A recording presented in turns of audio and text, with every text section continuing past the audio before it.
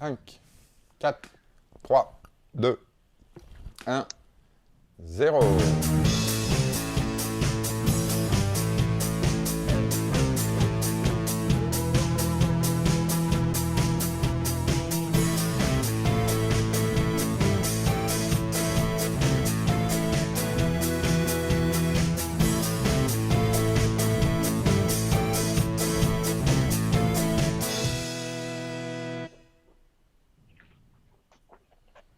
Bonjour à tous et à toutes, bienvenue dans On fait salon. On fait salon, c'est chez moi, chez toi, chez nous, chez vous. On fait salon, on l'espère en tout cas, c'est l'émission Feel Good qui fait bon à regarder actuellement en cette drôle de période un peu irréelle. Alors, pour cette première émission en live sur Twitch, déjà on est tous contents de vous retrouver.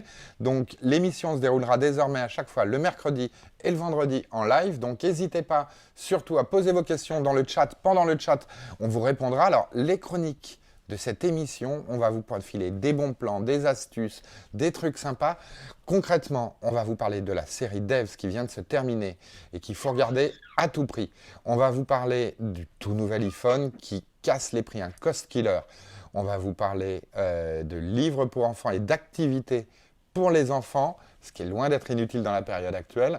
On va vous parler de Cyberpunk, on va vous parler du Club Med qui s'invite à la maison et on va finir avec le yoga de Marie-Rose parce que On fait salon, c'est maintenant.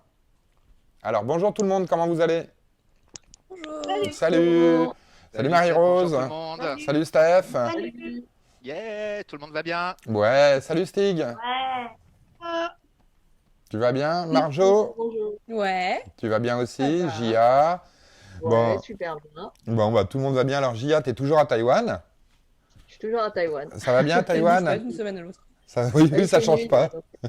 Non, non, Tout va bien là-bas? c'est bien, ça se passe bien, on est bien. Bon, c'est Non, super. franchement, on a eu quelques jours d'affilée où il y a, quelques jours dans la semaine dernière, on a eu quelques jours où il n'y avait pas eu de cas de contamination en plus. D'accord. Ah Zéro. oui. Ah, et ça Et a donc, été à ce propos, l'événement à ce propos- chez vous pendant quelques temps. Ah oui, oui, c'est la fête, quoi. À ce propos, il y a eu des immeubles, des monuments qui ont affiché zéro. Tout le monde était super Ouais, fier. j'ai vu les images à la télé, effectivement, c'était sympa, ouais. Bon, alors tout de suite, moi je vous... C'est motivant. Pardon. Oui, Donc c'est c'est motivant. ça, ça fait du bien quand même, hein, même si après ça repart un peu à la hausse. Mais bon, nous on en a encore pour une vingtaine de jours au minimum. Après ça va se faire de lentement, mais bon, on va voir. En tout cas, on continue. On fait salon mercredi, vendredi. Tout de suite, on va accueillir dans ma bibli avec Marjorie. Marjorie, comment vas-tu? Ça va très bien. Tu vas bien? Ça va très très bien. Alors avec toi, on va parler d'activités pour les enfants. Exactement. Plus que les livres, c'est toutes les maisons d'édition qui se mettent en quatre. C'est ça. Aujourd'hui, on va parler de toutes les choses qui sont mises en place par les maisons d'édition.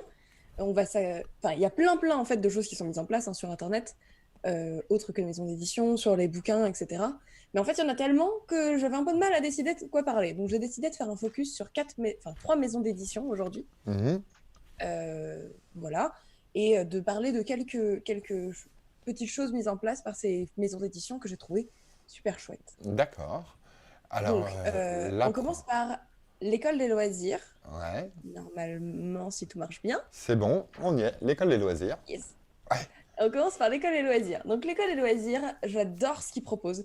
C'est tous les jours, ils proposent une sélection d'activités à faire en rapport avec un auteur ou un personnage. Donc, en auteur, on a eu Tommy Ungerer, celui qui a créé Les Trois Brigands, Ah Mario oui. Ramos qui a fait Le Loup, Claude Ponty avec ses poussins. C'est des auteurs très très connus qui sont les stars de l'école des loisirs. C'est Et en d'énormes personnage, on a eu, signatures quand même. Ouais. Entre Ponty et puis celui des Trois Brigands, excuse-moi, j'ai pas retenu son nom. Tommy Ungerer. Oui, quand même, voilà.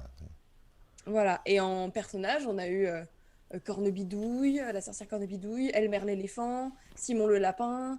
C'est quand même des personnages très récurrents de la littérature jeunesse chez l'école des loisirs, qui sont, voilà, pareil, un peu des stars, plus ou moins vieux. Et du coup, voilà, tous les jours, on peut voir sur l'écran que tous les jours, ils proposent une activité. Donc, il y a une journée avec Michael Gay, une journée avec Grigor Soltareff, etc.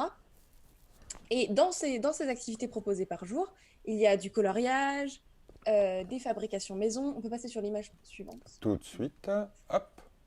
Et il y a... Mais du coup, j'ai le retour de Twitch, donc j'ai du délai. Oui, t'as Mais, 30 secondes de délai, mais ça y est, promis. Voilà. Il y a du coloriage, des activités à faire à la maison, voilà, des cartes magiques à fabriquer, des arbres généalogiques, des mémories, des histoires à compléter.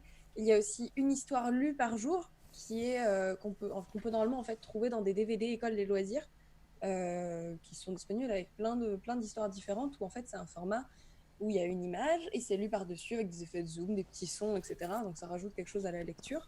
Donc on a pareil une histoire comme ça par jour et un roman pour les plus de 7 ans par semaine.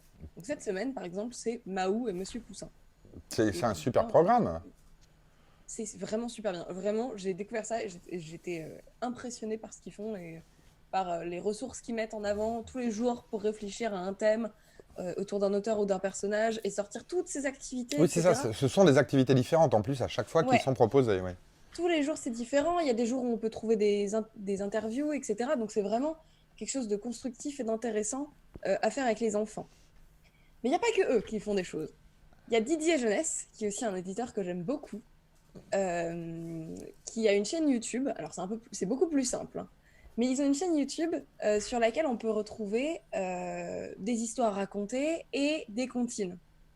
Donc, toutes leurs comptines, ils ont une collection qui s'appelle Les Comptines du Monde, dont on a une couverture, on peut montrer. Ouais. Ils ont une collection qui s'appelle Les Comptines du Monde, qui est une collection sublime avec plein d'éditions différentes de plein de régions du monde différentes, etc.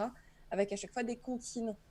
Et c'est vraiment une collection magnifique avec un CD et les textes en français et en langue d'origine avec des très beaux dessins. Donc beaucoup de musiques de ces comptines sont disponibles sur leur chaîne YouTube. C'est aussi dispo sur Deezer et Spotify. Et on trouve aussi des histoires, notamment les histoires un peu classiques comme la moufle ou la grenouille à grande bouche. Ah, la célèbre grenouille à grande bouche. En direct. La Oui, fameuse. célèbre La grenouille à fameuse grande bouche. qu'on connaît Mais tous. oui, Oui, oui. c'est connu. Vous connaissez la grenouille à grande bouche? Bah, évidemment.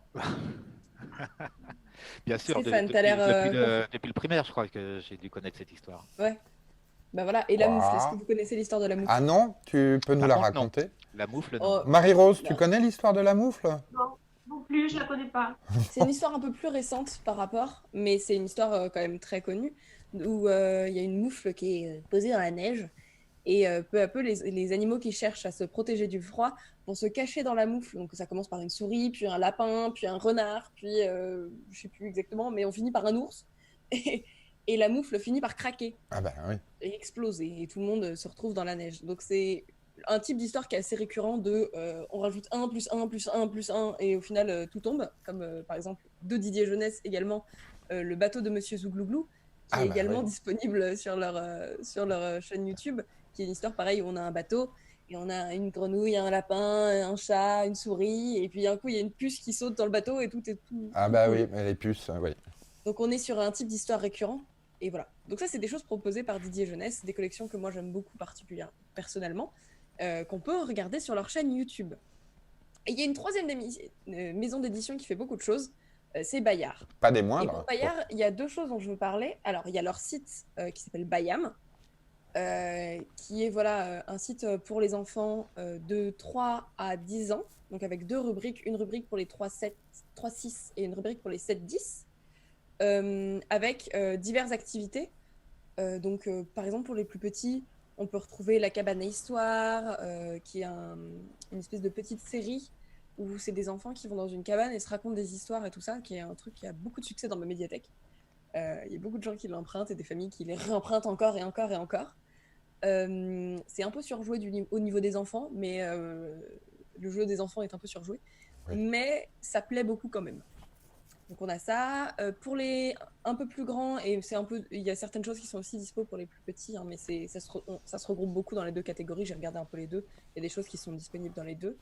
On a des vidéos comment ça marche pour les apprentis ingénieurs, Waouh. avec comment ça marche un micro-ondes, un distributeur de billets, une tablette. Pour leur apprendre à craquer un distributeur de billets quand ils sortiront du confinement. C'est ça. Non, pour leur 7 ans. apprendre comment Faut ça pas perdre de fonctionne. temps. Tu as raison, à 7 ans, on peut déjà apprendre à pirater un distributeur de billets. Mais non, mais c'est super intéressant de découvrir Oui. comment ça fonctionne, comment ça marche. Oui, non, mais quelles tu sont as les raison, en plus, oui. connectiques, etc. Donc voilà, pour les futurs informaticiens. Il y a un épisode par jour d'un livre qui s'appelle Le Feuilleton d'Hermès, Ah, qui est permet d'apprendre des choses fantastique. sur la mythologie grecque.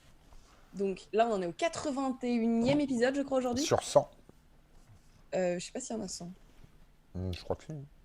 Il y en a peut-être 100. J'ai pas regardé combien il y en avait en tout, mais globalement, tous les jours, il y a une petite lecture d'un passage du feuilleton d'Hermès avec une petite histoire sur la mythologie grecque. Donc, c'est super intéressant. Et Surtout c'est que les vraiment, enfants, pareil, les enfants le adorent la must-have de mythologie. ce site. Ouais. Et les enfants adorent la mythologie. Ils reconnaissent tous les dieux des noms, par cœur. Et ils adorent ça. C'est fantastique. C'est un monde qui les fait voyager. Je pense que Marie-Rose, pareil, toi, tu es avec Louis, grand fan de mythologie. Oui, tout à fait. Là, on parle justement des différents cyclopes, des différents dieux. Donc, c'est très intéressant et il adore. Il est à fond là. Voilà, bon, Je pense que ça pourrait lui plaire, le feuilleton d'Hermès. voilà, donc le feuilleton d'Hermès pour lui à aller voir sur Bayard et Bayard, ouais. Je regarderai. Merci. De rien. Merci Alors, de nous on a mettre au parfum. aussi une petite émission qui s'appelle Tous à la maison, qui est disponible sur le site, qui est faite avec Astrapi et France Info, qui est une émission d'information à la portée des enfants. Avec du coup, ça parle de plein de sujets, donc que ce soit lié à la situation actuelle ou pas forcément, mais adapté aux enfants, donc dans un langage qu'ils comprennent, avec les informations dont ils ont besoin pour bien aussi se sentir dans cette situation, hein, parce que c'est difficile pour nous, mais je pense que les enfants aussi comprennent un peu la situation en quelque sorte et ont besoin aussi d'informations à leur portée pour se tenir au courant et les rassurer. Totalement, Donc, oui. c'est leur petit feuilleton d'information du jour.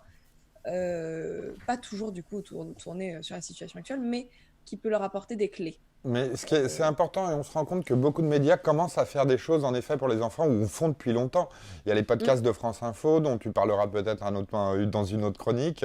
Il y a le Petit Libé qui est très bien. Il y a Mon Le Quotidien. journal des enfants aussi. Le journal des enfants, il y a Mon Quotidien, oui, qui est fait pour eux aussi, avec un traitement de l'actualité qui est adapté, parce que c'est pas parce qu'on a 7, 6 ans, 10 ans qu'on n'a aucune prise sur le monde. On sait que le monde existe, on sait qu'on en fait partie, mais il faut un vocabulaire dédié pour comprendre en effet avec leurs mots à eux, comme tu le dis. C'est ça. Et puis voilà, la mesure de ce qu'il faut leur dire ou pas pour ne pas les inquiéter non plus, mais leur donner des informations. Totalement. Il y a aussi la Minute Science qui est disponible sur l'application, parce que c'est une application et un site internet. Il y a la Minute Science, c'est des petites expériences qu'on peut faire à la maison en temps de confinement, qu'on peut faire accompagner des parents, je suppose, Oui. afin de tester certaines règles scientifiques. Alors, pareil, je complète ta chronique là aussi. Moi, j'avais abonné Marius, mon bonhomme de 10 ans bientôt, au coffret Mel Science. Et c'est fantastique. Tous les mois, il recevait un coffret d'expériences scientifiques à faire, avec les tubes à essai, les substrats, les mélanges, etc. Et ça, ils adorent aussi. Quand on leur explique derrière, il y a une appétence pour le savoir, en fait. Il faut tout prendre, tout essayer, et c'est fantastique, oui. Ouais. Et bon, voilà. Donc ça, c'est des choses qui sont disponibles sur l'application. Voilà, c'est un pot pourri de ce qu'il y a sur l'application. Mais par contre, il faut faire attention, cette application n'est pas gratuite. Elle a certaines parties qui sont gratuites, mais toute l'application n'est pas gratuite. Il y a une bonne partie qui est payante. D'accord. Donc, regardez avec intention ce à quoi vous pouvez accéder ou non. Et décidez de la prendre payante si vous le souhaitez. Parce qu'il y a encore plein de choses, mais que je n'ai pas citées, car c'est payant. Voilà. Bayard propose aussi autre chose, puisque Bayard possède par exemple le magazine Pomme d'Api. Oui. Et sur le magazine Pomme d'Api, sur le site du magazine Pomme d'Api, le site a créé une rubrique qui s'appelle Activités à la maison. Et dans cette rubrique, on peut retrouver des recettes, du yoga, du coloriage, et plein d'autres genres d'activités, un peu dans le style école et loisirs. Moins bien fait, j'avoue, mais avec quand même pas mal de choses assez variées. Donc ça permet de voilà, pareil, d'avoir des tas de petites activités. Ils ont également mis à la disposition des gens des histoires à écouter, parce que normalement dans le magazine Pomme d'Api, il y a un CD.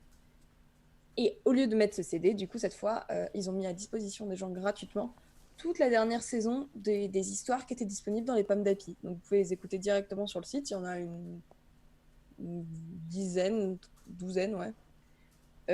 Qui sont disponibles à écouter gratuitement. Et sur leur page Deezer, enfin je sais pas comment ça s'appelle, une page, Je sais pas. un fil Deezer, Ouais. je sais pas. Bon. Bon, À quelle Sur- heure? Leur sur 10 heures, quoi, Deezer. voilà, sur leur 10 heures. Hop. sur leur Deezer, on peut trouver les premières histoires Pommes d'Api lues par Henri Dess. Ah, Henri Dess, ah ouais. Ouais, il y en a pas beaucoup, il y en a 8, je crois, mais elles sont très chouettes et elles sont lues par Henri Dess et c'est vraiment cool. t'as lu des, Avec un peu de musique, hein.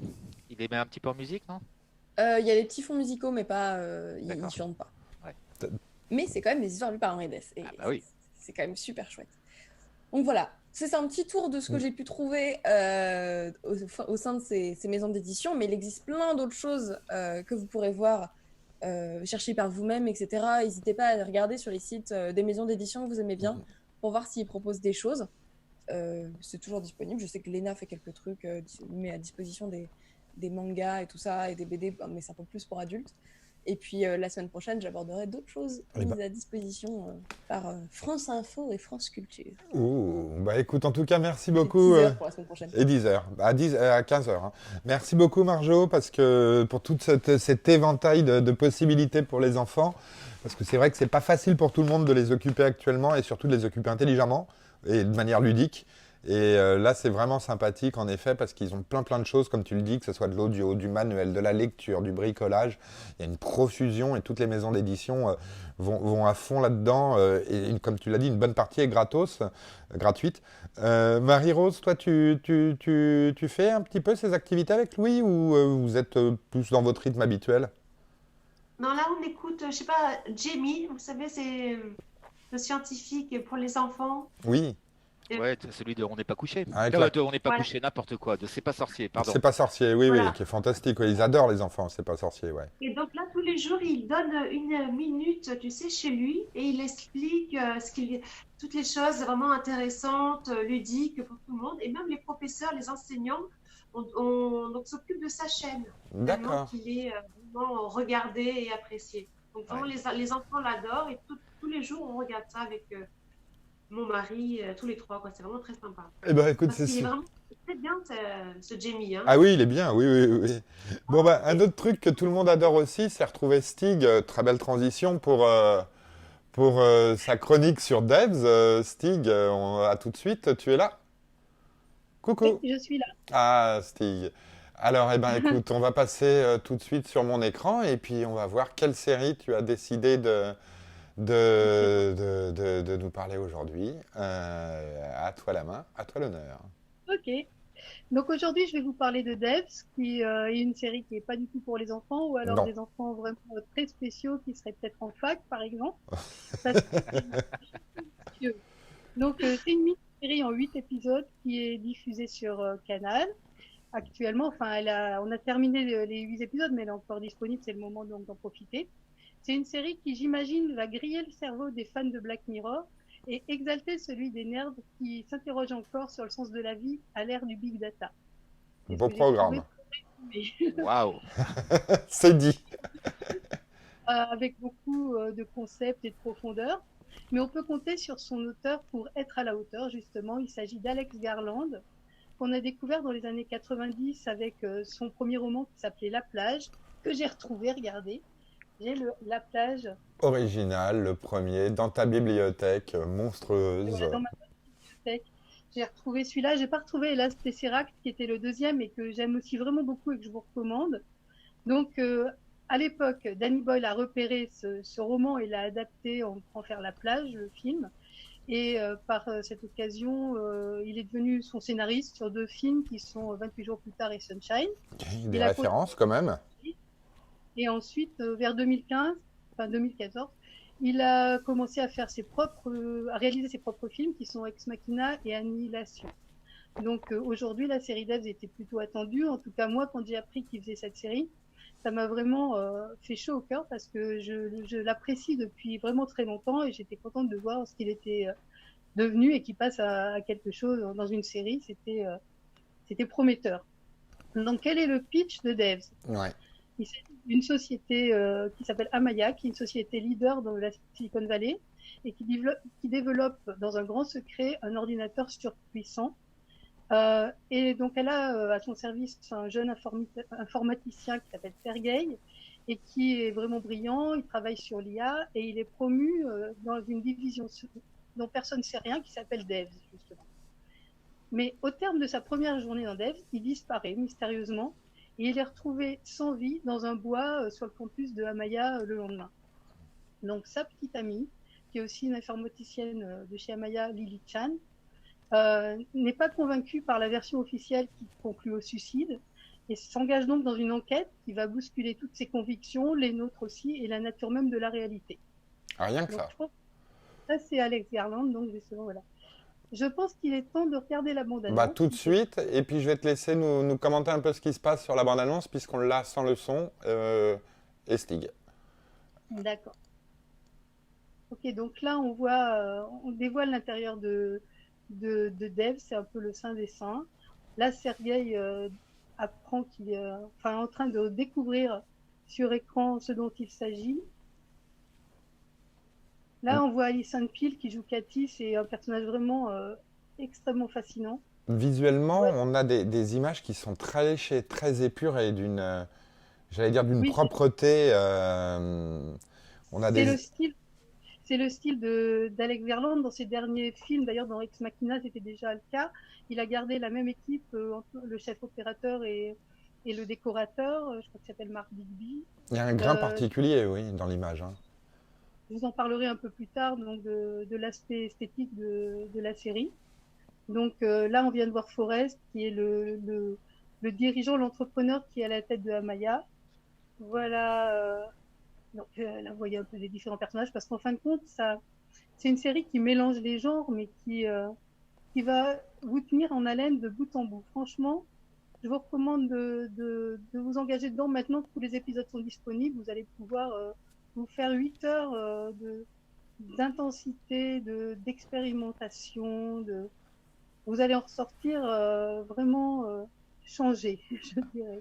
Alors, ce qui est surprenant, en effet, c'est que c'est une série qui... Les critiques sont juste dithyrambiques, que ça soit Écran large, qui pour moi est une référence en matière de séries, de critiques de séries ou de films, où j'ai vu même le Nouvel Obs, qui en parle de manière hallucinante.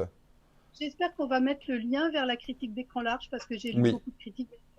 Et celle d'Écran large, c'est même plus qu'une critique, c'est une analyse en profondeur. Et elle est magnifique. Donc, elle apporte un grand plus à ceux qui ont, même à ceux qui ont déjà vu la série. Donc, je la recommande vraiment de lire cette analyse d'Écran large. Ensuite, le reste de la presse, oui, tout le monde a été unanime, sauf Libé.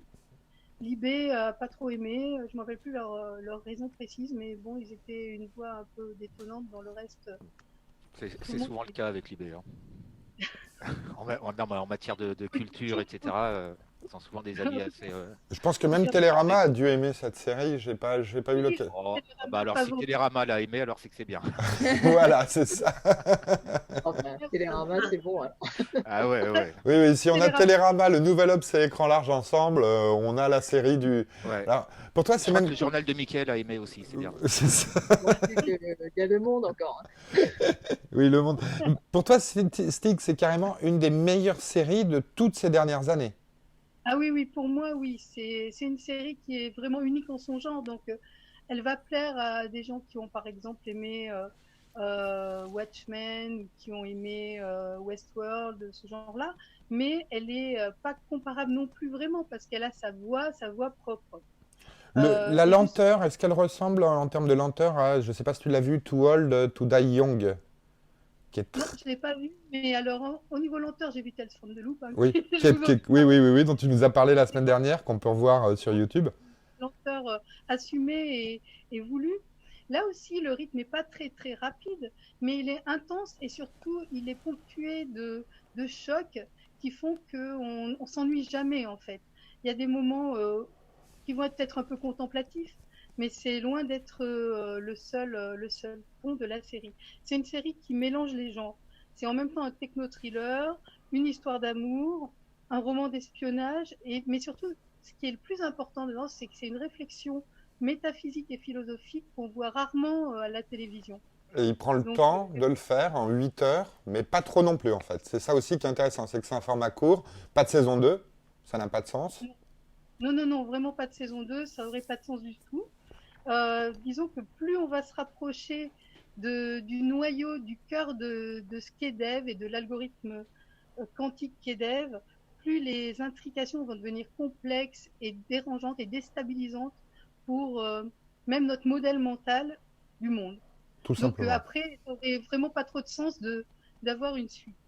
Oui, voilà. Donc, Alex Garland ne se contente pas de pointer le danger que représente le fait de mettre dans les mains d'entrepreneurs des outils aussi puissants que des ordinateurs quantiques, que l'intelligence artificielle ou le big data, mais il s'engage vraiment en avant dans la transcendance et il démonte les polarités de base, comme par exemple le réel et le virtuel, l'homme et la machine, même le déterminisme et le libre arbitre. C'est vraiment ça qui est au cœur de la série.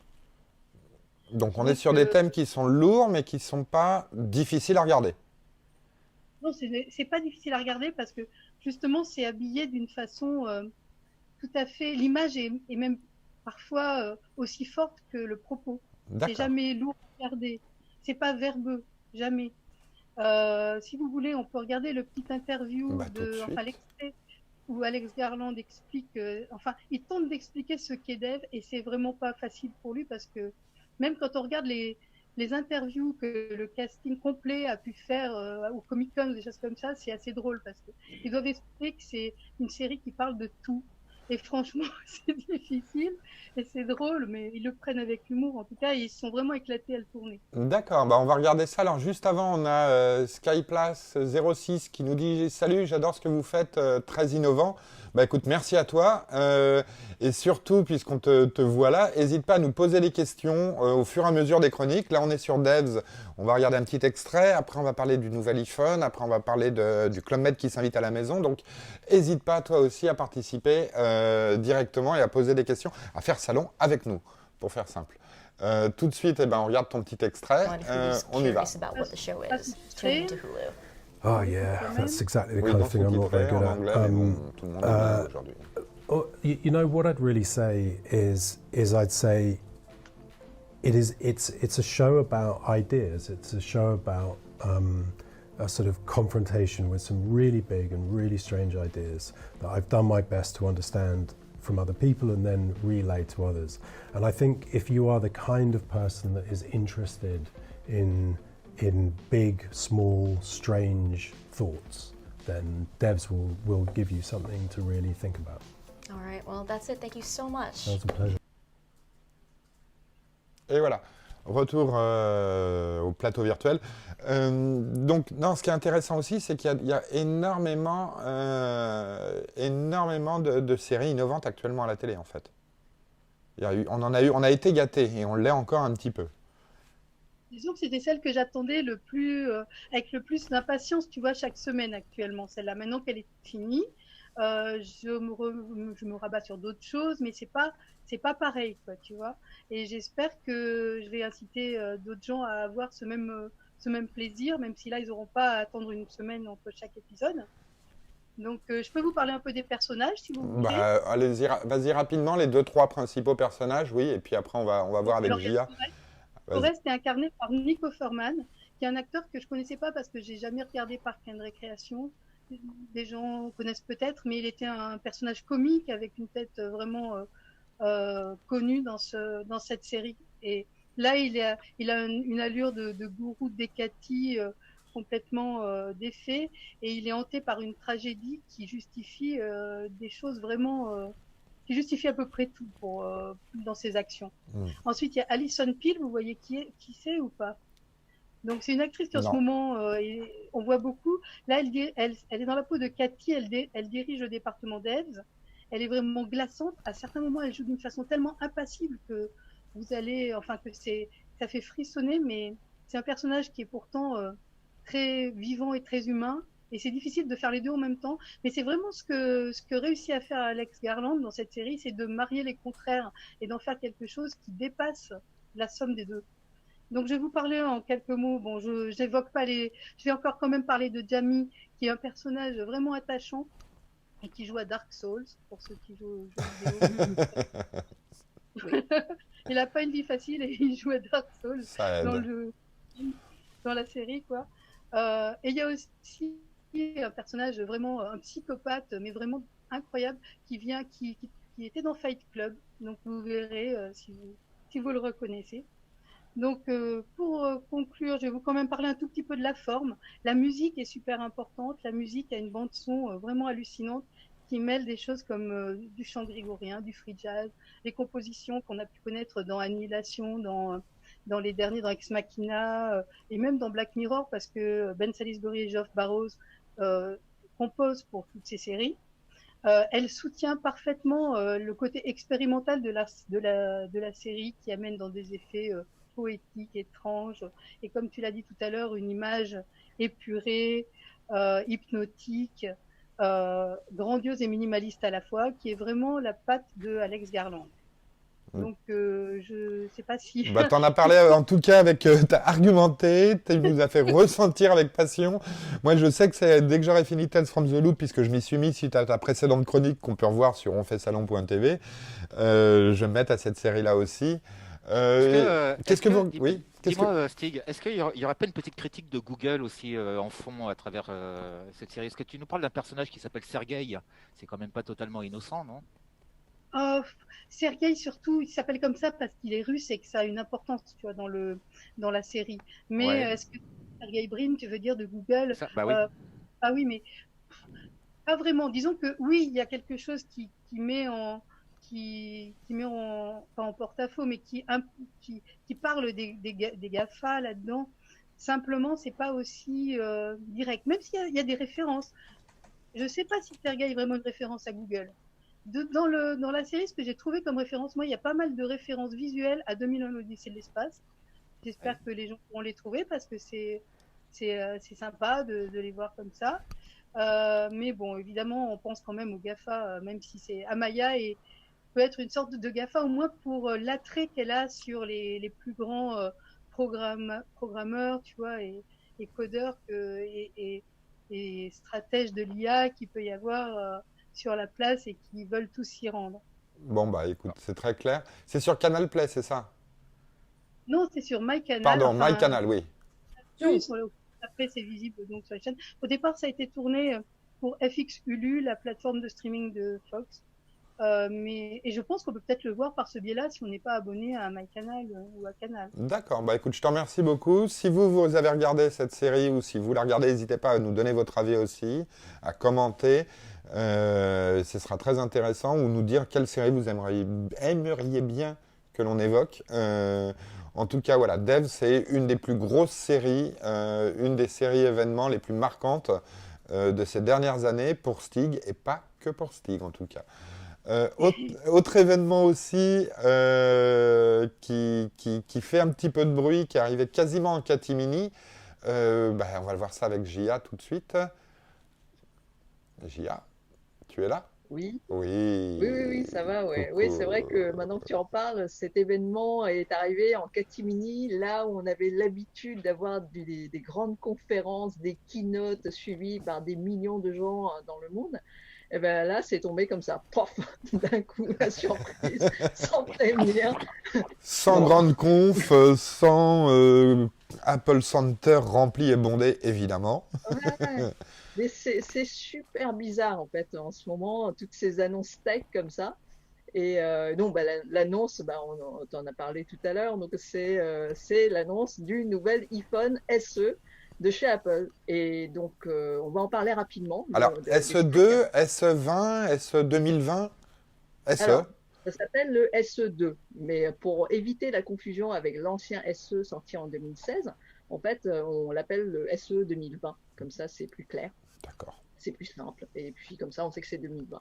Et donc, pour parler rapidement des specs, donc c'est en gros sur une carcasse de iPhone 8. C'est à peu près la taille. C'est pas tout à fait ça. On va mettre la bande-annonce pendant que tu nous la présentation, pendant que tu nous le commentes. Ah, ça, c'est une bonne idée, ça. Voilà. Ça, c'est une bonne idée. Vas-y. Ah, voilà.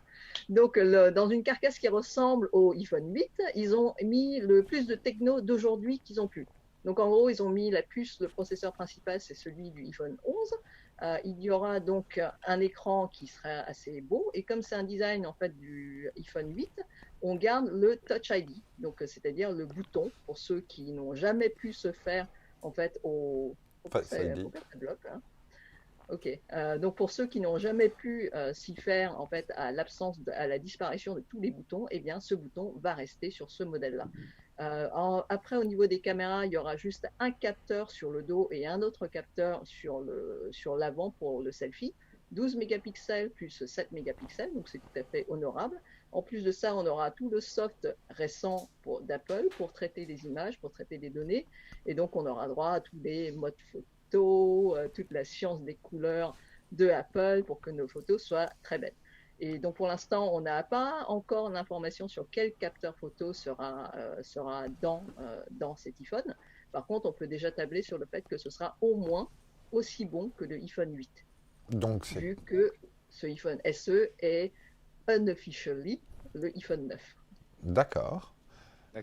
On a vu dans la bande-annonce, dans la promotion, on a vu conçu pour respecter votre vie privée. Ouais, c'est quand même assez marrant de la part d'Apple de mettre ça. Quoi. Pourquoi Apple est parmi les fabricants qui fait le plus d'efforts là-dessus, Steph? Apple est parmi les fabricants qui dit faire le plus d'efforts, mais il a été plusieurs fois démontré que voilà, les efforts, à part Siri qui était des humains, ils sont plus de façade qu'autre chose. Hein. Moins que les autres quand même. C'est pas parce que j'ai que des Apple et que je suis un Apple maniaque que c'est objectif quand même. Non, rappelle-toi, il y avait l'histoire de tes photos qui sont scannées automatiquement quand tu les mets sur le drive. Enfin voilà, il y a tout ça. Voilà.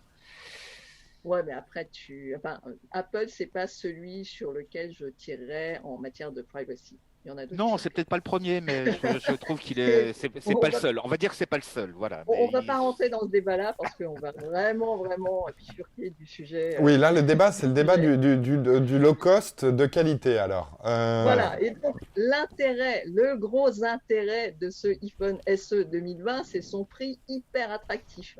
Donc là, j'ai eu les prix français. Donc a priori, ce sera moins de 500 €. Moins de 500 €. Moins de 500 €, d'accord. 489 € pour la version 64 Go.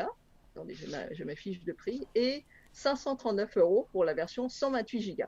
Ce qui est moins cher que le iPhone 8 qui était, donc jusqu'à il y a peu de temps, à 539 € pour la version 64 Go. Donc on baisse de à peu près 50 €. Et pareil, pour la version 128 Go, on est à 589 au lieu de 539. Donc ce qui est quand même une bonne nouvelle. Pour une fois que c'est carrément agressif. C'est carrément agressif de la part d'Apple. Ouais. Oui, de la part d'Apple. Il faut préciser, voilà, on a un téléphone Apple pour 500 €.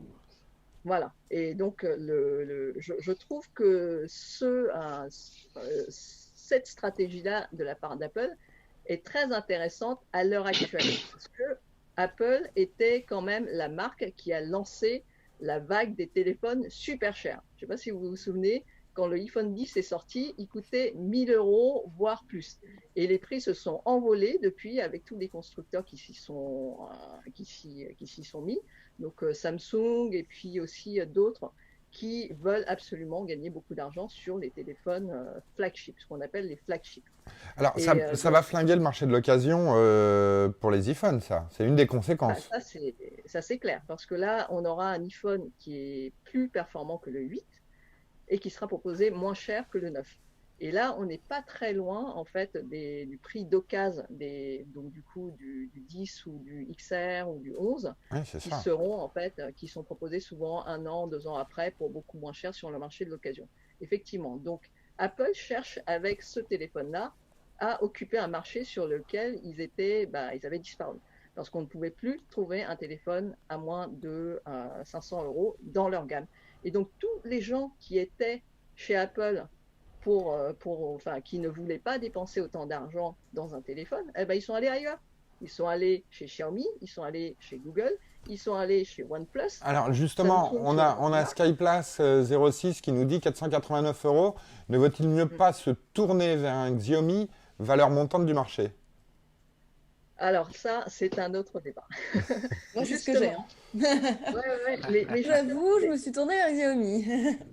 Voilà, donc justement, pour que des marques comme Xiaomi ou Honor ou toutes ces marques-là qui sont arrivées en fait récemment, pour qu'elles puissent se tailler une part du marché, c'est parce qu'ils proposaient quelque chose, c'est pas parce que ces marques proposaient quelque chose que les leaders ne proposaient plus. Et donc ce iPhone-là est en fait intéressant parce que du coup, ça veut dire que Apple écoute plus ou moins les consommateurs et propose quelque chose en plus. Et c'est d'autant plus intéressant que l'annonce de ce iPhone SE 2020 a été faite juste après l'annonce de OnePlus qui proposait la série 8. Et là, la série 8 de OnePlus, ils vont dans le sens inverse. Donc, juste pour vous resituer, OnePlus est une marque qui voulait s'instaurer comme le flagship killer, la marque qui voulait proposer des téléphones pas chers avec des fonctionnalités qui soient bien, alors pas top, génial, mais suffisantes pour que les gens n'aient pas à payer autant. Et là, après quelques années dans cette philosophie-là, ils se sont dit, non, on va faire du flagship aussi. Et donc, les séries 8 proposent en fait des téléphones qui sont très bien, qui vont concurrencer, enfin, qui ont pour vocation de concurrencer les iPhone 11, les Samsung S20 et tout ce cran-là. Et en fait, ils sont proposés à des prix bien plus supérieurs du coup que le iPhone SE. Donc là, je vous donne un exemple de prix. Donc l'entrée de gamme est à 699 €. Ouais. Et ça peut s'envoler jusqu'à 999 €. Donc pratiquement 1000 €. Ouais. Donc là, on n'est plus sur du flagship killer, c'est du flagship. Oui, c'est ça. On Ouais, est... sur Mais ils pratiquement proposent- le double du SE 2020, quoi, en fait. Ouais. Ah oui. Ouais. Voilà. Mais est-ce qu'ils proposent encore des téléphones plutôt bon marché OnePlus, non?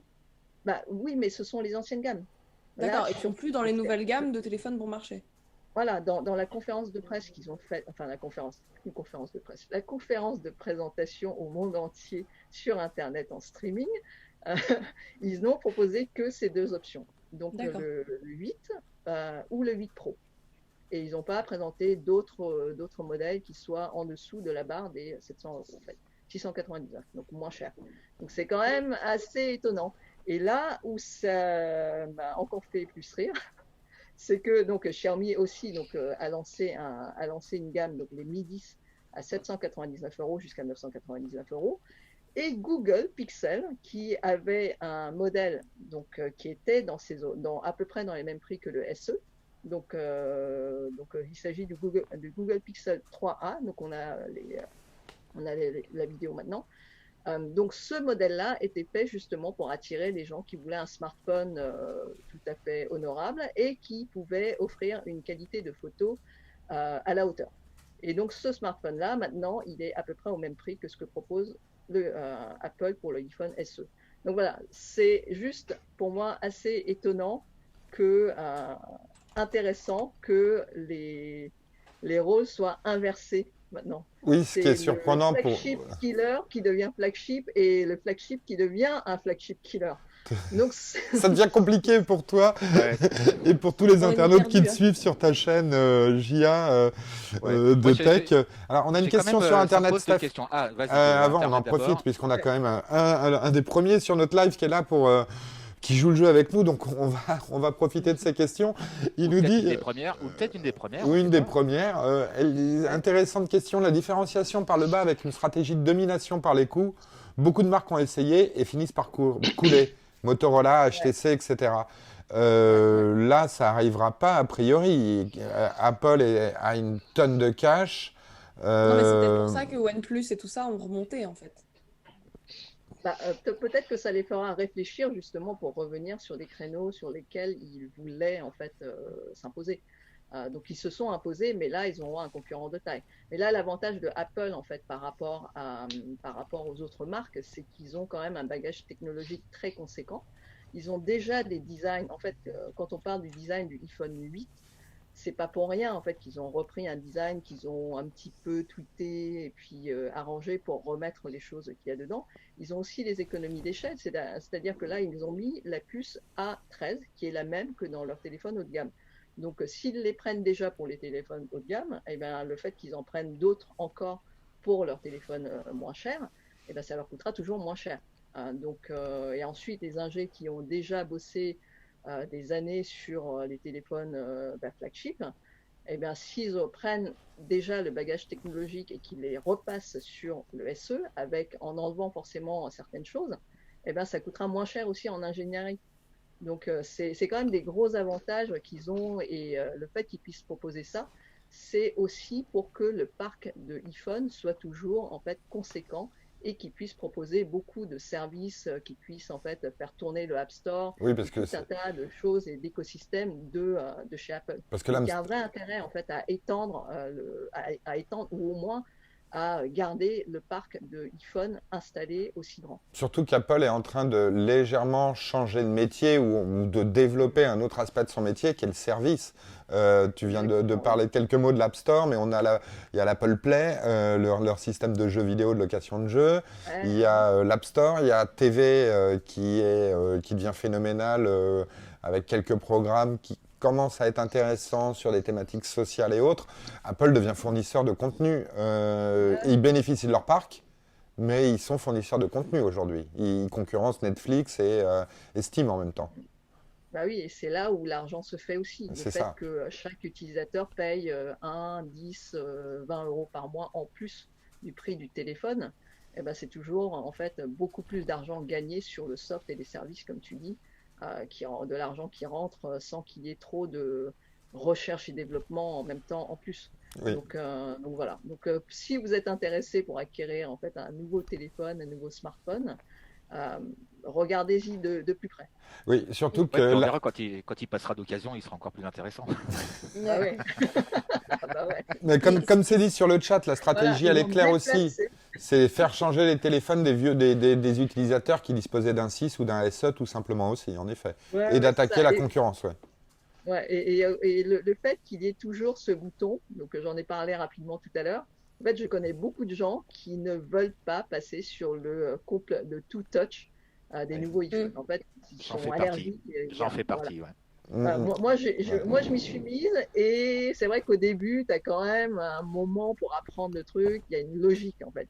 Ah oui. Et le fait qu'il y ait ce bouton-là qui reste, eh ben, ça répond aussi à une attente. Bon, bah écoute, je te remercie beaucoup pour cette Est-ce qu'on a une présentation. date de sortie? Est-ce qu'on a une date Ah de oui. sortie pour cet Oui, iPhone? oui. Alors, alors, les OnePlus sont déjà sortis, genre hier ou avant-hier, je crois. Et le iPhone SE 2020 donc, va sortir le 24 avril. 24 avril, donc très Ah oui, bientôt. c'est très bientôt. Ouais. C'est- Ah oui, Après-demain. non, ils ont Après-demain. annoncé, ils ont annoncé et pof, la semaine Pauvre dans la foulée. ils ont Mais dit, du coup, mais comment ils ont fait? Comment ils Est-ce ont que fait c'est une pour les bonne stratégie de arracher en sortir ça en magasin confinement? ouais, est-ce qu'on va le trouver? Comment on fait pour On se fait livrer par Apple, ils livrent. Hein. par correspondance, hein. Oui. Ouais, Oui. tu les achètes sur le Apple Store, je pense. Ouais. Je trouve que c'est un mauvais move de la marque de sortir ça en confinement à une période où justement la poste ou tous les réseaux de poste sont un peu surchargés partout dans le monde. Hein. Et on incite les gens à rester chez eux, etc. De sortir un gros produit comme ça qui va faire que les gens vont beaucoup commander, c'est pas très confinement friendly. Moi, j'attends Ouais, les mais publicités d'Apple en période de confinement, voir ce qu'ils vont proposer comme pub. Tourner à la maison, la nuit. Oui, non, ça peut être Oui, de intéressant. notre côté, ça répond aussi à la situation actuelle. En fait, on est en crise et les gens ont moins envie de dépenser beaucoup d'argent dans ce qu'ils ont. Et le fait que les gens sont chez eux, ils ont aussi plus de temps pour consommer des services. Totalement, Tu oui. y crois, toi? Tu y crois, toi, à ce téléphone déjà? Parce que moi, je me souviens, c'est pas la première fois qu'Apple fait du moins cher. On se souvient de la série C, tu sais, l'iPhone 5C notamment. Ils en avaient quand même Ouais. vendu 3 fois moins que des 5S, qui était le modèle supérieur, donc plus cher. Est-ce que tu y Ouais. crois, toi, à cet iPhone 2020? En fait, moi j'y crois. J'y crois parce qu'il y a toute une frange des consommateurs de high-tech qui n'ont pas besoin de toutes les fonctionnalités que les flagships proposent.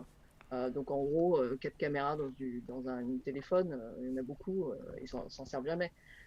Et tout un tas de choses comme la stabilisation vidéo, ce genre de choses. Donc des gens qui n'ont pas envie de payer en plus pour ça. Et il y puis en a ce qu'on beaucoup. appelle les pays émergents aussi, où le marché n'est pas le même du tout. En Afrique ou en Chine, un iPhone low cost, on parle quand même de 500 € pour un téléphone, l'air de rien, mais c'est en effet une niche qui n'est pas du tout une niche. Chez nous, c'est peut-être une niche, mais dans d'autres pays, ça peut être le core market. Ouais, et il y a aussi un autre truc, c'est que dans l'offre, dans la gamme, il y a des téléphones où il y a des options qui sont là pour te faire choisir autre chose. Apple le fait très bien pour ça. C'est-à-dire que quand vous allez dans la gamme, peut-être que vous allez être attiré par le iPhone SE. Mais une fois dans le magasin, vous allez voir que finalement, le iPhone 11, pas le Pro, le 11, il est à 200 € plus cher. Ouais.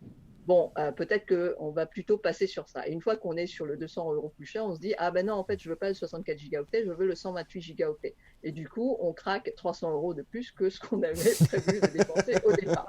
Ça s'appelle du choix stratégique en marketing. Donc, il y a des produits qui sont là, qui ne sont jamais vendus, mais ils sont là pour que vous puissiez acheter autre chose après. Ouais, c'est Donc, un produit ce d'appel. iPhone, C'est la tête de gondole dans le supermarché, en fait, c'est ça. voilà, exactement. Tu vas prendre ton paquet de chips à pas cher, mais finalement, tu vois l'autre qui a l'air meilleur, tu vas prendre l'autre. Exactement. Bon. Bon, Gia, on te remercie. Tu restes avec nous pour le yoga.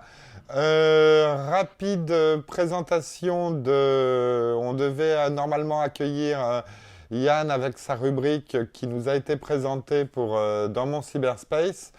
Il nous fait dans sa rubrique... on a une très très bonne vidéo d'Yann. Il nous fait toujours sur les métaphores cachées dans les films d'Hollywood et plus spécifiquement science-fiction. Et ce coup-ci, il nous parle de Blade Runner, d'un rapport avec les yeux, l'œuf et la reproduction humaine. Sujet intéressant s'il en est. Sa vidéo est là, c'est un peu longue pour être dans l'émission. Donc on la met sur onfaitsalon.tv, on la met sur YouTube On fait salon, et vous pourrez la retrouver là sans problème dès ce soir ou dès demain. La vidéo de Yann sera présente. Mais tout de suite, on va se faire un petit moment tranquillement tout zen, puisque c'est le moment où, pas de Marie-Rose, mais ça c'est tout à l'heure, mais c'est le moment où le Club Med arrive à nos maisons, dans nos maisons, tout de suite. C'est très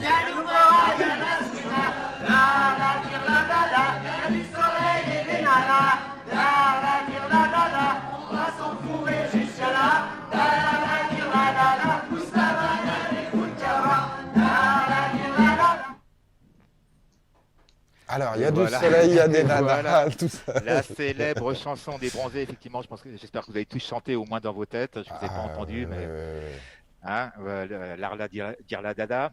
Alors pourquoi je vous ai mis ce morceau-là? C'est pour vous parler d'un groupe Facebook qui s'est créé, qui a été créé il y a un petit mois de cela, qui s'appelle Confine Anime, qui est un groupe qui est un petit peu particulier parce qu'il a été créé par des professionnels du tourisme. Je ne sais pas si vous avez un petit peu suivi l'actualité, mais le tourisme, comme beaucoup d'autres secteurs d'activité, est plutôt impacté en ce moment par la crise, par le confinement, etc. Et donc ces professionnels-là qui étaient confinés chez eux, comme beaucoup de gens, se sont dit tiens, on va faire un groupe Facebook et dans ce groupe, on va faire exactement les mêmes activités qu'on peut trouver dans nos clubs habituellement. Donc pour ceux qui ont l'habitude de partir en club de vacances à l'autre bout du monde, dans des pays merveilleux, sur des plages ensoleillées, et de participer aux activités proposées par les animateurs, voilà, vous retrouverez exactement le même genre d'activité dans ce groupe. Et ça marche bien, puisque le groupe accueille déjà 3600 membres en Ce qui est un pas mois, mal, oui, du tout, ce qui est très honorable. Hein. Ce qui est déjà pas si mal.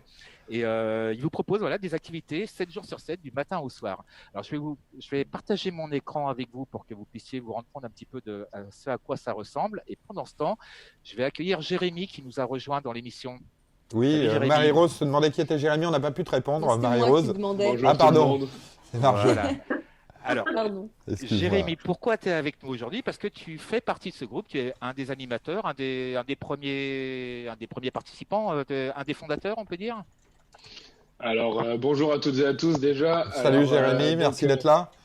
Merci à vous de me recevoir, ça fait vraiment plaisir de pouvoir parler de ce mouvement déjà. Et donc, oui, moi je fais partie des premiers membres de ce groupe.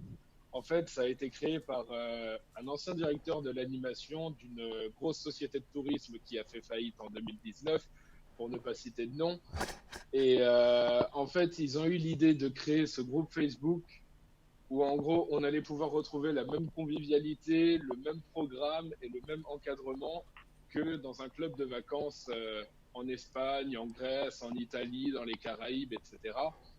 Et donc moi, j'ai eu la chance de faire partie de deux équipes d'animation, donc celle de la 2e semaine et celle de la 3e semaine, où en gros, on va vous proposer des activités sportives, des cours de cuisine, des initiations à la danse, des mini-discos, donc des moments de danse pour les enfants, des petites sélections où on vous partage des livres, des séries, des groupes musicaux Donc c'est vraiment toutes les activités du Club Med ou du centre de vacances qui arrivent à la maison, quoi. C'est ça, voilà. C'est quelque chose qui est fait sans prétention, bien entendu, mais c'est juste pour offrir un nouvel horizon aux gens pendant ce confinement et leur montrer que peut quand même y avoir des relations humaines, même par le biais des réseaux sociaux et donc de Facebook. On peut avoir ce lien humain, cette convivialité et ce côté vraiment chaleureux et bon enfant, où on va aussi proposer des petits défis, où on dit aux gens de se déguiser, etc., de faire des petites mises en scène, recréer une pub, par exemple. Est-ce qu'il y a des jeux comme au club? Est-ce qu'il faut mettre la banane dans la bouteille? Enfin, il y a ce genre de choses. Stéphane. Alors ça, c'est un peu compliqué parce que justement, c'est dur à organiser. Mais par exemple, on a aussi des petits défis. Donc, comme je disais, par exemple, il y a une semaine, on avait fait un concours de dressage d'animaux de compagnie. Donc, on encourageait les gens à montrer comment ils dressent leurs chiens et tout ça. Et ceux qui n'en avaient pas ont joué le jeu en se déguisant en chien, en chat, etc. Donne la patte, assieds-toi, fais le mort et compagnie. Et c'est vraiment bon enfant.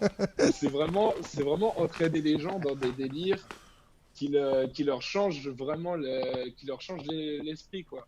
Ouais. Vraiment les pousser à voir plus loin que leur balcon, entre guillemets, et vraiment essayer d'encourager la rencontre, la bonne humeur, et pousser à faire autre chose que regarder la télé. Voilà. C'est exactement ce qu'on veut faire nous ici. Hein. C'est très bien. Ici. Exactement. Ouais. Alors toi, tu proposes quoi comme type d'activité en fait? Moi, je t'ai vu donner des cours de sport. Hein. On peut voir à l'antenne que effectivement le sport c'est ton truc. Oui, a priori, oui. Donc tu donnes des petits cours de sport à la maison. Alors ça reste du sport plutôt doux, hein, quand même. Alors en fait, ce que vous allez avoir, c'est que toutes les journées vont être construites selon une journée type. Donc en gros, le matin à 10h30, vous allez avoir une séance de sport assez relax, on va dire, donc un réveil musculaire par exemple. On va faire des petits étirements, des petits échauffements et tout ça pour se mettre en condition pour la journée. À 11h, vous allez avoir une séance de sport un peu plus intense, comme un cours de cardio, de Tabata, de hit abdos-fessiers, abdos-fessiers express en 30 minutes, etc. Il faut que je travaille les abdos-fessiers, moi. Vous voulez faire les abdos-fessiers, vous êtes les bienvenus. Et après, pareil, à 4h, vous allez avoir une Zumba, un cours de rock'n'roll, des trucs comme ça. Mais c'est toujours dans l'esprit chaleureux et... Ouais, il y a quand même des trucs un peu plus sérieux. Hein. Il y a quand même des trucs. Moi, j'ai vu des cours de réflexologie, j'ai vu des cours de langue, hein, d'italien notamment, des cours de français. Il y a quand même des trucs aussi un tout petit peu plus sérieux, mine de rien. Alors oui, parce que bien entendu, ça c'est toujours pareil avec le métier de l'animation, c'est aller plus loin que la pitrerie. Parce que forcément, on a tous l'image des bronzés, de Popeye et tout ça. Pas du tout. Et là où le boulot d'animateur est le plus difficile, c'est de sortir de ce cadre du clown autour d'une piscine. Mais ouais, nous, on a la chance d'avoir travaillé avec des gens à travers le monde entier, pour avoir travaillé au Mexique, en Grèce, en Italie, etc. On rencontre des gens de tous les horizons, de toutes les cultures. Et là où les créateurs de ce groupe, donc Mounir, Anne-Sophie, Sophie, etc., ont été extraordinaires, c'est qu'ils ont réussi à aller chercher des intervenants qui habitent au Mexique, qui habitent en Tunisie, qui habitent en Sicile, en Italie, à Miami. Donc on se retrouve avec toute la diversité du village vacances, de tous les animateurs et tous les publics d'un village vacances qui viennent à la maison, encore une fois. Voilà, c'est ça. On se retrouve avec une communauté donc, de 3000 personnes qui est composée d'anciens vacanciers, d'amis, d'agents de voyage, d'animateurs, d'anciens animateurs. Et on se retrouve toujours avec ces gens qui sont dans le même objectif, donc passer un bon moment tous ensemble. Et même si les 3000 personnes ne vont pas forcément faire le cours d'abdos-fessiers ou autre, on se retrouve toujours avec cette bonne symbiose. Les cours restent en ligne, même une fois le live terminé.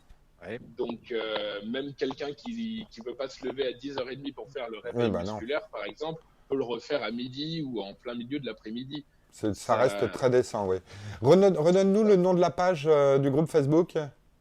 Alors, c'est Confine_Anime. Confine, anime. Steve le remettra peut-être en partage d'écran tout à l'heure. Ouais. D'accord.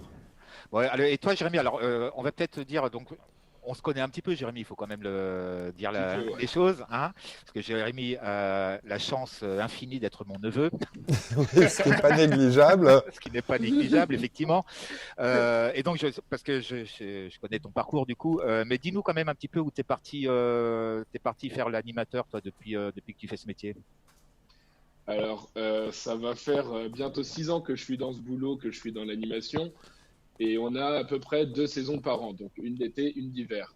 Sur les destinations que j'ai eu la chance de faire, il y a eu la Crète, la Croatie, Rhodes, le Mexique, Majorque, les Maldives, Fuerteventura, donc les Canaries, Cuba, Corfou. Et dernièrement, le dernier endroit où je suis parti pour travailler, ça a été la Laponie. La Laponie, ouais. Alors justement, c'est pour ça que je voulais te lancer sur la Laponie, Jérémy. Les activités que tu faisais en Laponie, ce sont évidemment pas les mêmes que celles que tu peux faire en Crète, etc. quand tu es au soleil. Tu as pu importer des activités lapones, en fait, dans le groupe? Alors en fait, sur la Laponie, on avait un statut un peu particulier, c'est qu'on n'était pas vraiment considérés comme des animateurs à part entière, mais aussi des représentants en destination. Donc aider les gens, les guider à travers les différentes étapes de leur voyage, les accompagner à leur chambre, les aider à trouver des petits sentiers où se balader en raquette, comment trouver le meilleur tarif pour aller faire du ski, etc. Mais sur nos programmes d'activités, on avait aussi réussi à incorporer des activités purement lapones et purement finlandaises, comme par exemple du molki. Je ne sais pas si vous savez exactement. Si, c'est déjà bien arrivé en France, oui, le molki. Bon, oui. Voilà. Moi, je ne sais pas, voilà. Non, je ne sais pas, vas-y, explique. Alors, c'est une sorte de pétanque. C'est une sorte de pétanque, mais avec des quilles en bouleau, avec des scores marqués dessus. Et le but, ça va être de faire 50 points en lançant une sorte de témoin, on va dire. Et c'est un jeu typiquement finlandais. Ça a été créé là-bas et c'est arrivé en France, il y a peut-être 2-3 ans. Ça a commencé à prendre un gros essor comme variante de la pétanque. Et c'est un jeu qui est vraiment génial, qui permet de changer un peu de toutes ces activités qu'on a l'habitude de faire en vacances et de voir à droite, à gauche ou même chez soi. On a aussi organisé des mini-olympiades, et alors là, folklorique à fond. Donc, mais tout ça, justement, le molki notamment, tu peux pas, vous l'avez, il n'y a pas de partie de molki dans le groupe. Non, ça semble compliqué, oui. Non, là, sur le groupe Confinanime, non. Mais après, c'est des choses qu'on ne pouvait pas forcément ramener de la Laponie. Il y a une seule activité qu'on a réussi à garder de la Laponie. C'est quelque chose qu'on a fait la semaine dernière. C'est ce qu'on appelle le baptême lapon. C'est quoi donc ça, le baptême lapon? Alors, le baptême lapon, c'est un moment où vous allez avoir une sorte de chaman qui fait passer un baptême à ses disciples. Et alors, pendant qu'on était en Laponie, on le faisait avec 20 vacanciers dans une sorte de tipi, avec un gros feu de bois au milieu, etc. Ouh là là. Et c'est assez spécial. Et je vous laisse deviner qui avait la chance de faire le chaman. C'est très bizarre. Peut-être, Steph, un dernier point avant qu'on passe au yoga? Ouais, ben voilà, non, c'est simplement, moi j'ai suivi un petit peu ce groupe depuis quelques jours, effectivement. Voilà, il y a vraiment une ambiance un petit peu particulière, c'est vraiment sympa. Et comme le disait Jérémy, on peut retrouver toutes les activités. Alors, la plupart des activités se déroulent en live, mais on peut les retrouver ensuite en replay dans la section vidéo du groupe. Et c'est vraiment plutôt intéressant à faire. Et voilà, pour ceux qui aiment bien ça. Jérémy, moi j'avais une dernière petite question pour toi. Comment vous faites avec un groupe Facebook pour compter les points ou les poids des JM? Les points ou les poids de quoi? Des JM, des gentils membres. Pour additionner les vous poids pouvez des plus là, conquêtes, oui, ouais. pour le poids des conquêtes, là, c'est pas possible. Là, ça devient compliqué, hein. Mais bon, on n'a jamais été là-dedans. T'as jamais été là-dedans? Bon, bah écoute, je te remercie, on te laisse à ton entraînement, on te retrouve sur cette page. Et puis, merci pour ta bonne humeur et pour ton enthousiasme et tous ces exercices de sport. Je crois que j'allais me lever moi demain matin pour essayer de faire un peu d'abdos fessiers à 10h du matin sans problème. On va rigoler, si je te oui. vois dans la séance, je serais ravi. Bah écoute, je te remercie. Au yoga. En attendant, on va tout de suite passer au yoga, ça va être un peu plus zen. C'est plus facile en tout cas pour moi, très certainement. Marie-Rose, namasté. Oui, namasté. Comment vas-tu? Très bien, très zen aujourd'hui. Tu vas très bien, bon bah tant mieux. Écoute, on va t'accueillir aujourd'hui sur mon tapis pour une posture de yoga que tout le monde va faire avec toi. Et on te laisse nous l'expliquer avant le lancement. De démarrer, ouais. Attends, avant de démarrer, j'aimerais juste annoncer que c'est une séquence pour nous détendre, voilà, pour nous relaxer. Donc, c'est important vraiment de trouver les thèmes. La dernière fois, c'était plutôt les postures debout pour un renforcement musculaire. Et cette fois-ci, c'est plus une relaxation, une détente, donc grâce aux postures assises. Eh bien, écoute, tout le monde va la faire, même Jérémy. On y va tout de suite. Donc, on va s'installer confortablement au sol. Allez, flet, au sol, Marjorie. Par terre. Le menton parallèle au sol. Voilà, vous placez bien les mains au niveau des hanches et vous prenez le temps de respirer. Parce que là, nous sommes centrés sur nous-mêmes. On respire en profondeur et on expire longuement avec relâche. Inspirez et expirez. Donc, c'est vraiment un exercice de centrage et de ressentir la paix à l'intérieur de notre corps et non à l'extérieur.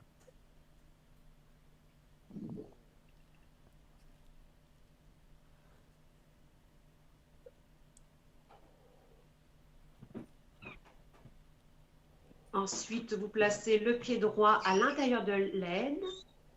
Vous étirez donc la hanche gauche, jambe tendue, donc la jambe gauche étendue. Et vous allez relâcher les mains au sol, étirer la colonne vertébrale, peut-être attraper les pieds ou pas. Et vous relâchez. Ou pas. Ah, ou pas pour moi. Ou pas. Alors, on est bien d'accord. Et on relâche la tête vers le genou. C'est excellent pour le bas du dos, les lombaires, le sacrum. On nourrit dans cet espace intérieur. Vous prenez le temps de respirer, de créer de l'espace. Ensuite, nous plaçons le pied au sol et nous pratiquons une torsion en tournant le dos donc vers la droite. On redresse notre colonne vertébrale. Donc, les torsions sont souvent destinées pour un nettoyage.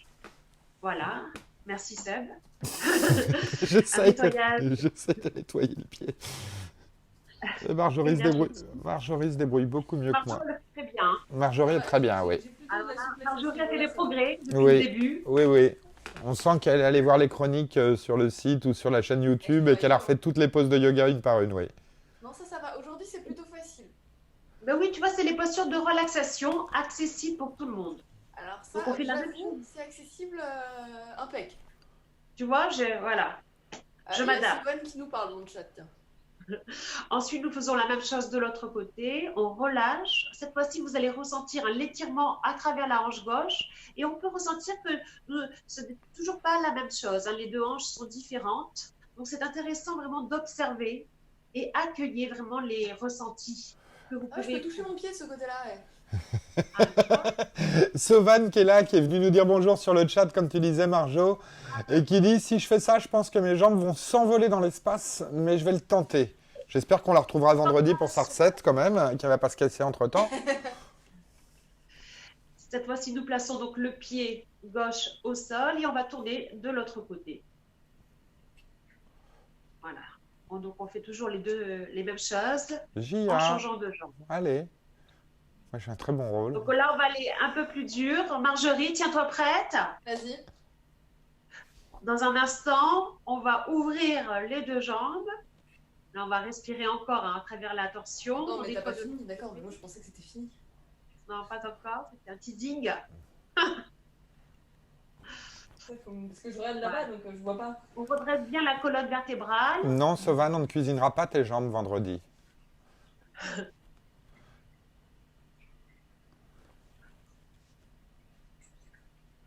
Eh bien, là. Donc là, vous allez plier les deux genoux. Oui, c'est facile ça. Oui, tu vas voir. On va voir si c'est facile. Je te prépare. Donc là, nous faisons le papillon. Tu connais le papillon? Ouais, regarde. Voilà, superbe. Et c'est facile. Alors là, on va relâcher. C'est toujours aussi facile? Tire. Ah, Ah, c'est plus Non, mais facile. t'as les genoux qui touchent le sol, là, pratiquement. Vous pouvez rester. Ouais, j'ai les genoux assez bas, hein, je peux toucher ça. Voilà, lâcher prise. Restez 5 minutes dans cette posture pour vraiment nous aider à lâcher prise. Donc ça, On va c'est faire très 5 minutes, là intéressant. Ouais. Avant de dormir, tu sais, si vous êtes insomniaque, faites cette posture, ça va vous aider à lâcher, à vous connecter à la terre. Gia est totalement convaincue. Et là, nous faisons le grand écart. C'est parti. Alors, ça, je... Voilà. Une autre Voilà. fois peut-être. On C'est ouvre, mon micro, on joli. ouvre les deux jambes, on étire les bras et on s'incline en avant. Voilà. Non. Voilà. En Marjorie, elle est souple que dans un sens. Je suis inclinée en avant. Les hanches au sol. Voilà. Ça nous permet vraiment de lâcher et de nous libérer à travers les hanches.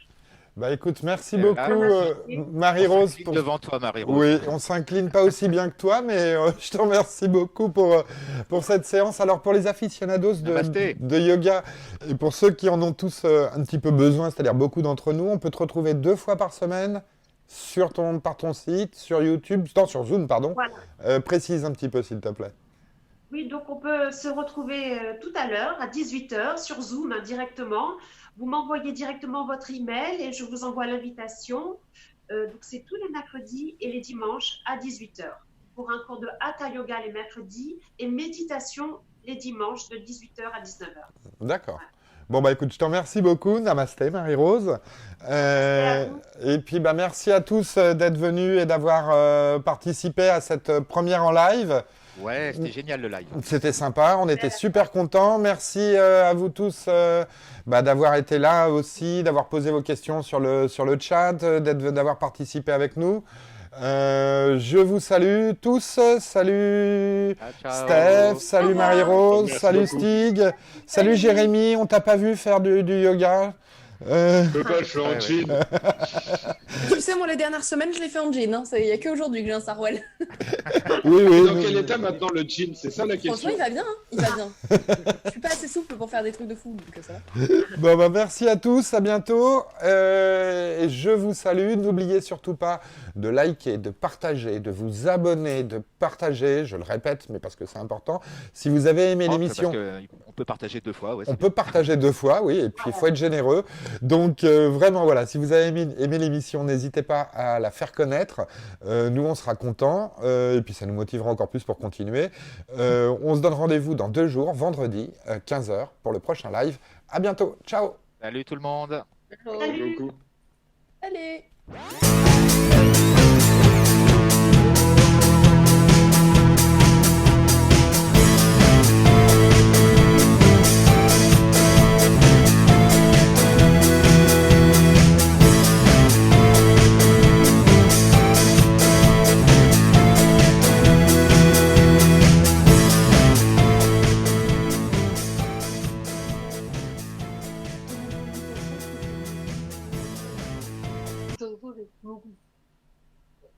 Non.